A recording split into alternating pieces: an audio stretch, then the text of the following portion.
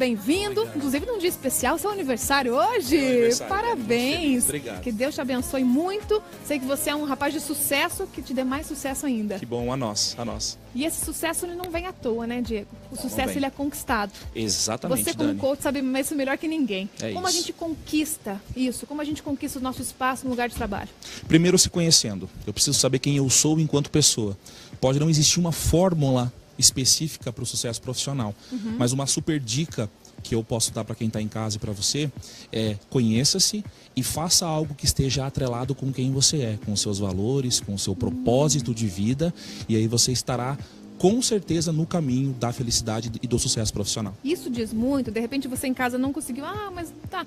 De repente assim, ó, você tá numa empresa, tá no seu cargo, você se esforça muito para você conseguir ser valorizado, para você conseguir entregar sua meta. Isso é sofrido para você. E normalmente quando é sofrido, é porque está no caminho errado, né? De repente não é naquilo que você encaixa. Simplesmente, de repente, você está num setor de criatividade e você não é de criatividade, você é um executor. E aí não vai bater nunca. É isso. Não tem como. Exatamente. É muito importante saber o seu perfil comportamental. Para você se destacar nesse processo de autoconhecimento que eu comentei, quando você identifica e é possível fazer isso por meio de alguns testes. Quando você identifica quais são os seus pontos fortes, o seu perfil comportamental, os seus pontos de melhoria, se você é mais extrovertido, se você é mais introvertido, tudo isso te leva a ter uma base para escolher e para construir uma carreira de sucesso. Eu sempre digo para as pessoas que antes de elas escolherem o que elas precisam fazer, elas precisam se perguntar: qual é a carreira que eu quero construir? Assim como uma obra que eu preciso ir da fundação, levantar as paredes, depois cobrir e finalizar, eu preciso ir lá para frente, alguns anos, algumas décadas, e entender qual é a carreira que eu quero construir, qual é o propósito que eu quero construir, qual é o legado que eu quero deixar. Depois que você fizer isso, escreve isso mesmo. Depois que você colocar isso no papel, visualizar com toda a força da sua mente, aí você volta para o presente e se pergunte: o que eu preciso fazer para chegar lá? E aí vai ficar muito mais fácil saber qual a graduação que eu vou fazer, a pós-graduação, se eu faço um curso de especialização ou não. E lembrando que a profissão não é só aquela que você consegue no ensino superior, mas aquela profissão, aquilo que você se propôs a fazer. Muitas vezes a gente vê pessoas felizes também na profissão sem ter o nível superior.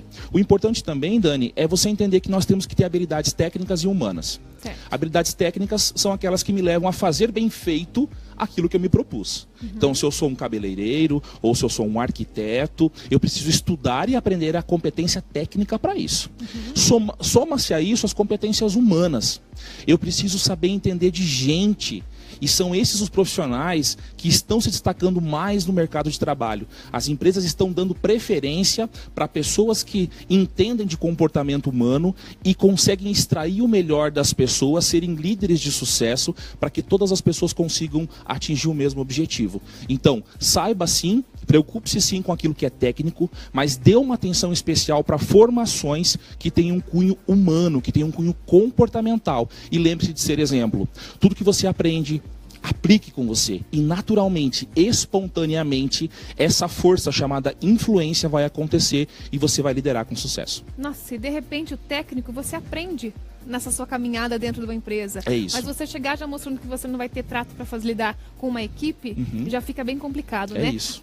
As pessoas que contratam hoje estão mais ligadas nesse processo, então elas conseguem identificar o perfil da pessoa naquela primeira conversa, as pessoas estão se ligando mais nisso? Muito mais. Se eu tiver, por exemplo, dois colaboradores a contratar, 2 candidatos para uma vaga. Se eu tiver um dos candidatos que tem muita competência técnica e pouca competência humana, comportamental, e o outro que é muito desenvolvido no trato comportamental, mas não é tão desenvolvido na competência técnica, a tendência é que que a empresa contrate o segundo candidato. Porque a coisa técnica é mais fácil de ser ensinado, Dani. A competência humana, desenvolver competências humanas como a empatia, por exemplo, demanda muito mais esforço da pessoa, é de dentro para fora e não de fora para dentro como a competência técnica. Então tem que ter uma força de vontade muito maior para fazer. Então se a pessoa já vem com essas competências humanas mais afloradas, mais desabrochadas, as chances de você ser contratado são muito maiores. Eu costumo dizer também que muitos profissionais podem ser contratados por competências técnicas. Fulano é muito bom nisso, então vamos contratá-lo. Mas muitos são demitidos por falta das competências comportamentais. faz. Então fiquem ligados nisso. Até porque a pessoa pode ser a melhor profissional naquela área que seja. Se de repente não começa a dar bem aqui, não dá aqui, a pessoa não gosta ali, nananana. Gente, é uma pressão muito grande, que não tem como você continuar nessa empresa se você realmente não tem esse trato com as pessoas. É isso. Diego, você falou uma coisa que me chamou a atenção, que foi uma das coisas mais difíceis quando eu fiz o processo de coach, que é você encontrar o seu legado. Exato. Explica pro pessoal de casa como é que a gente pode chegar a descobrir qual é o nosso legado. Como é que a gente faz essa tarefa? Existem 3 perguntinhas básicas, uma tarefa bem simples, assim, pegue papel e caneta aí e vem comigo. 3 perguntinhas básicas que você, por meio dessas 3 perguntas, você começa a construção de um propósito de vida, que está muito ligado a esse legado. Primeira coisa, quais são os meus talentos? O que eu faço bem? E aqui não se preocupe se eu aceito ou não fazer bem aquilo, tá? Eu posso fazer bem ou as pessoas podem dizer que eu faço bem. Nossa, Dani, você é muito boa como apresentadora. Né? A gente já sabe disso, mas enfim, você é muito comunicativa, né? É um talento. Isso vai fazer parte Exato. Do meu... Aí a segunda pergunta, quais são as dores do mundo? Quais são as necessidades que as pessoas têm hoje, de forma geral, próximo de você, longe de você?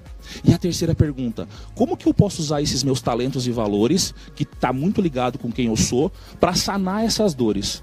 Para satisfazer essas necessidades. E aí você está no caminho de construir um propósito e de construir uma carreira, de estar numa função que te vai fazer acordar feliz todos os dias, de segunda a segunda. E pode ser todas as áreas. Pode ser o Joacir, que é um mestre da cozinha. O dom dele é cozinhar, o que ele gosta é cozinhar. E é isso, pronto, ele faz com excelência. É uma coisa. Com certeza. Você como coach também, eu imagino que o seu propósito de vida seja servir.